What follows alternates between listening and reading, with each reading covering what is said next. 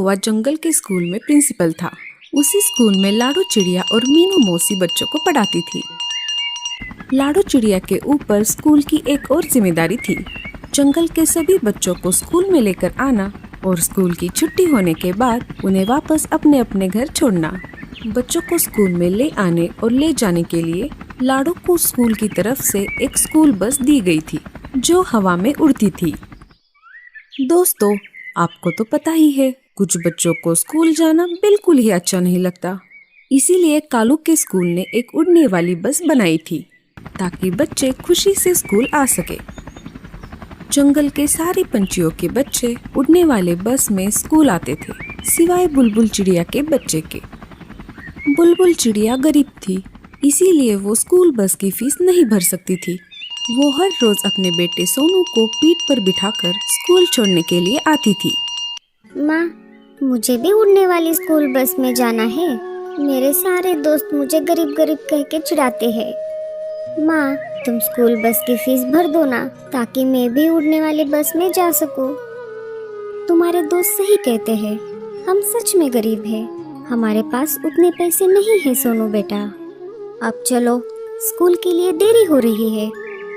बुलबुल अपने बेटे सोनू को पीठ पर बिठाकर स्कूल की तरफ निकल पड़ती है। कालू के स्कूल में बच्चों को बहुत अच्छे अच्छे लेसन सिखाए जाते थे, जैसे कि शिकारी पंछियों से कैसे बचना है, अपना खाना खुद कैसे ढूंढना है, अपने पेरेंट्स की मदद लिए बिना कैसे हवा में उड़ना है, अपने पंखों का ख्याल खुद कैसे रखना है। मीनू मौसी, लाडो चिड़िया और कालू कौवा तीनों मिलकर बच्चों को बहुत अच्छी तरह से सब कुछ सिखाते थे। कहने को कालू स्कूल का प्रिंसिपल था, लेकिन स्कूल का मालिक एक चील था जो बहुत लालची और गुस्से वाला था। अगर कोई बच्चा स्कूल की फीस टाइम पर ना भर पाए तो वो उसे स्कूल में नहीं आने देता था। गर्मियों की छुट्टियां अब खत्म हो गई थी और फिर से स्कूल शुरू हो गया था। पहले ही दिन कालू ने बच्चों को सूचना दे दी। बच्चों, अब गर्मियों की छुट्टियां खत्म हो गई है और आज से रेगुलर स्कूल शुरू हो गया है। आज से सारे बच्चे रोज स्कूल आएंगे। आज जितने भी बच्चे स्कूल आए हैं, मैं उनके ऊपर एक जिम्मेदारी सौंप रहा हूँ कि आज जो भी बच्चे स्कूल में एब्सेंट है उन्हें जाकर बता दो कि कल से रेगुलर स्कूल आना है। जो भी बच्चा कल से रेगुलर स्कूल नहीं आएगा तो उसे फाइन लगेगा। आप सबके समझ में आ गई ना बात? जी सर। अरे हाँ, मैं एक और बात बताना तो भूल ही गया। आज से स्कूल का नया साल शुरू हो गया है, तो कल स्कूल आते समय स्कूल की फीस जरूर लेते आना और सब बच्चे कल आते समय नया यूनिफॉर्म पहनकर आएंगे और पढ़ाई के लिए जो जो सामग्री लगती है वो भी बाजार से जाकर खरीद लेना। कालू की सूचना सारे बच्चों ने सुन ली और सारे बच्चे बहुत खुश भी हो गए क्योंकि उनको कल एक नया यूनिफॉर्म मिलेगा, पढ़ाई के लिए अच्छी सामग्री मिलेगी। लेकिन बुलबुल चिड़िया का बच्चा सोनू कालू प्रिंसिपल की बात सुनकर मायूस हो जाता है क्योंकि उसको पता था वो गरीब है। उसे हर साल की तरह इस साल भी पुराना यूनिफॉर्म ही पहनना पड़ेगा। बाकी के सारे बच्चे नया यूनिफॉर्म पहनकर आएंगे और सोनू को चिढ़ाने लगेंगे। स्कूल की छुट्टी हो जाती है। सारे बच्चे लाडो की उड़ने वाली बस में घर आ जाते हैं। सोनू भी अपनी माँ के पीठ पर बैठकर घर आ जाता है। माँ, आज से स्कूल का नया साल शुरू हो गया है, तो आज प्रिंसिपल सर ने सारे बच्चों को ये सूचना दी है कि कल स्कूल आते समय नया यूनिफॉर्म पहन कर आना और पढ़ाई की नई सामग्री बाजार से खरीद कर लेकर आना। माँ, चलो ना, हम बाजार जाकर आते हैं। बाजार जाकर मेरे लिए एक नया यूनिफॉर्म लाते हैं। माँ, मेरा अभी का यूनिफॉर्म तो बहुत खराब हो गया है और कई जगह तो फट भी गया है। सोनू की माँ बुलबुल चिड़िया कुछ नहीं बोलती। माँ, क्या हुआ? तुम चुप क्यों हो? कुछ तो बोलो ना माँ। चलो ना माँ, हम बाजार जाते हैं। सोनू बेटा, मुझे माफ कर दो। इस साल भी तुम्हें तुम्हारा पुराना ही यूनिफॉर्म पहनकर स्कूल जाना पड़ेगा। हमारे पास उतने पैसे नहीं है बेटा। सोनू उम्र में छोटा था, लेकिन बहुत होशियार और समझदार था। उसे अपने घर की परिस्थिति अच्छे से मालूम थी, इसीलिए सोनू ने अपनी माँ के पास यूनिफॉर्म के लिए जिद नहीं की। ठीक है माँ, कोई बात नहीं, मैं मेरा पुराना ही यूनिफॉर्म पहन के स्कूल चला जाऊंगा। लेकिन प्रिंसिपल सर ने एक और सूचना दी है कि कल आते समय स्कूल की फीस लेते आना। तभी वहाँ पर गोरी कौवी अपने बेटे के साथ आ जाती है। अरे बुलबुल, क्या कर रही हो? चलो हम बाजार जाकर आते हैं और बच्चों के लिए नए यूनिफॉर्म लाते हैं। गोरी कौवी को बुलबुल चिड़िया की परिस्थिति के बारे में पता था, लेकिन फिर भी वो जानबूझकर बुलबुल को साथ चलने के लिए कह रही थी। गोरी बहन, तुम चली जाओ, मुझे घर में थोड़ा काम है, मैं बाद में चली जाऊंगी। ठीक है, फिर मैं चलती हूँ। गोरी कौवी चली गई और बुलबुल सोच में पड़ गई। अब मैं क्या करूँ? कहाँ से भरूंगी मैं फीस? पिछली बार तो सोनू के मामा ने उसकी फीस भर दी थी, लेकिन मैं हर बार तो उससे मदद नहीं मांग सकती। मैं एक काम करती हूँ, मैं कालू प्रिंसिपल के पास ही चली जाती हूँ और उनसे विनती करती हूँ। मैं स्कूल की पूरी फीस एक साथ नहीं भर सकती, मैं साल भर में थोड़ी थोड़ी करके फीस भर दूंगी। सोनू बेटा, मैं थोड़ा बाहर जाकर आती हूँ, तब तक तुम घर में ही रहना, अकेले कहीं पर बाहर मत जाना। मैं जल्दी ही घर वापस आ जाऊंगी। ठीक है माँ। बुलबुल चिड़िया सोनू के स्कूल में आ जाती है। कालू प्रिंसिपल अपने केबिन में ही था। बुलबुल प्रिंसिपल के केबिन में आ जाती है। अरे बुलबुल बहन, अंदर आ जाओ, बताओ कैसे आना हुआ। बुलबुल चिड़िया अपनी सारी सिचुएशन कालू कौवे को बताती है। बुलबुल बहन, मैं तुम्हारे परिस्थिति के बारे में जानता हूँ। तुम्हारा बेटा सोनू स्कूल में सबसे होशियार है। तुम एक काम करो, तुम सोनू की फीस साल भर में कभी भी भर सकती हो और सोनू के नए यूनिफॉर्म का खर्चा मैं स्कूल से भर दूंगा। कालू और बुलबुल की ये सब बातें मीनू मौसी चुपके से केबिन के बाहर से सुन रही थी। आपका ये एहसान मैं जिंदगी भर नहीं भूल पाऊंगी। अब मैं चलती हूँ, सोनू घर पे अकेला है। आपको तो पता ही है, जंगल में शिकारी पंछी घूम रहे हैं। तुम चिंता मत करो, तुम निश्चिंत होकर घर चली जाओ।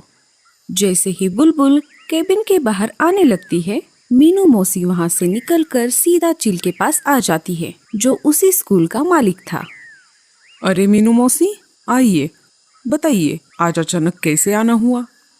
जी सर, क्या बताऊँ आपको, स्कूल में आपकी गैर हाजिरी की वजह से आपके पीठ पीछे कालू कौवे ने स्कूल को धर्मशाला बना दिया है।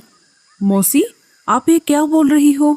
सीधा सीधा बताओ, क्या चल रहा है स्कूल में? अरे सर, वो कालू कौवा आपके पीठ पीछे खुद को स्कूल का मालिक समझ रहा है। वो अपने मन मर्जी कुछ बच्चों के फीस को माफ कर रहा है और उनके यूनिफॉर्म का खर्चा स्कूल की तरफ से कर रहा है। क्या ये सब क्या चल रहा है मेरे पीठ पीछे?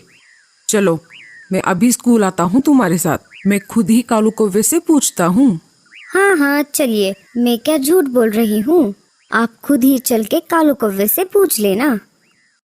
मीनू मौसी और चील स्कूल में आ जाते हैं। कालू अपने कैबिन में ही था।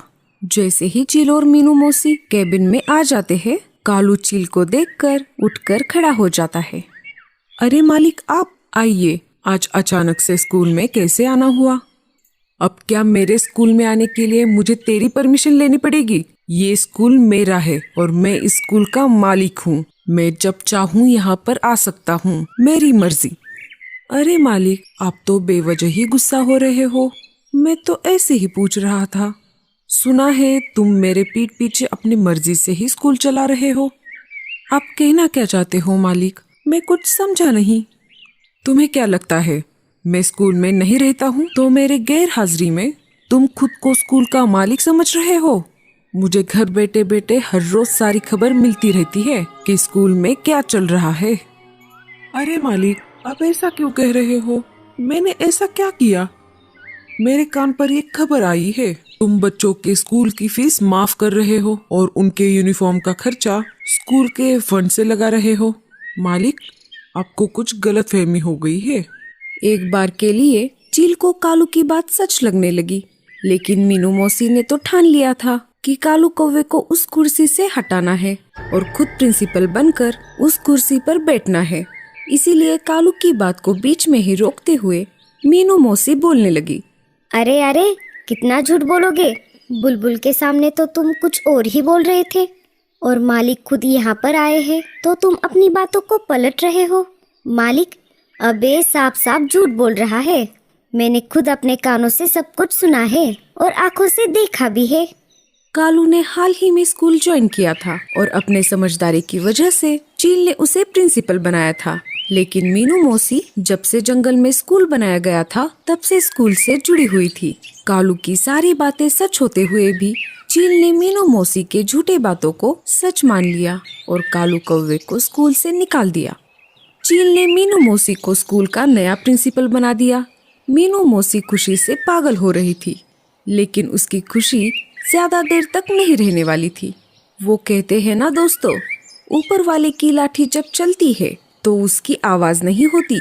मीनू मौसी को उसके किए की सजा मिलने वाली थी। चील ने कालू कौवे को तो स्कूल से निकाल दिया, लेकिन उसने साथ ही साथ बुलबुल के बेटे सोनू को भी स्कूल में आने के लिए मना कर दिया। दोस्तों, आप सबको तो पता ही है, हर साल जब स्कूल शुरू होता है साथ ही साथ बरसात का मौसम भी शुरू हो जाता है। प्रिंसिपल होने के नाते मीनू मौसी पर स्कूल का बहुत वर्कलोड था। स्कूल की छुट्टी होने के बाद भी मीनू मौसी को स्कूल में ही रुकना पड़ता। जंगल में अभी 2 दिन से जोरदार बारिश शुरू थी, इसी वजह से स्कूल को छुट्टी दी गई थी। लेकिन मीनू मौसी को बारिश में भी स्कूल में आकर काम करना पड़ता था। स्कूल पहाड़ी इलाकों में था, इसीलिए जब भी बारिश आती तब सारा पानी स्कूल के मैदान में ही जमा हो जाता। लेकिन इस साल बारिश कुछ ज्यादा ही थी। ऐसे ही एक दिन मीनू मौसी देर समय तक स्कूल में काम कर रही थी और बाहर जोरदार बारिश शुरू थी। बारिश इतनी ज्यादा तेज थी कि सारा पानी मैदान में जमा होने लगा। धीरे धीरे जमा होते होते पानी क्लासरूम में घुसने लगा। मीनू मौसी को पता ही नहीं चला कि पानी कब स्कूल में फैल गया। अचानक से एक लकड़ी का टुकड़ा आया और मीनू मौसी के प्रिंसिपल केबिन के दरवाजे पर जाकर अटक गया। मीनू मौसी जोर जोर से चिल्लाने लगी, अरे कोई मुझे बचाओ, मैं डूब रही हूँ। गोरी कौवे अपने बच्चे के साथ घर की तरफ लौट रही थी। तभी मीनू मौसी ने उसको आवाज लगाई। गोरी कौवी मीनू मौसी को स्कूल के बाहर से देख रही थी। अरे देख क्या रही हो, मुझे बचाओ। हाँ हाँ, बड़ी आई मदद मांगने वाली। मैं क्या खुद इस पानी में डूब जाऊं? मेरे क्या बाल बच्चे नहीं है?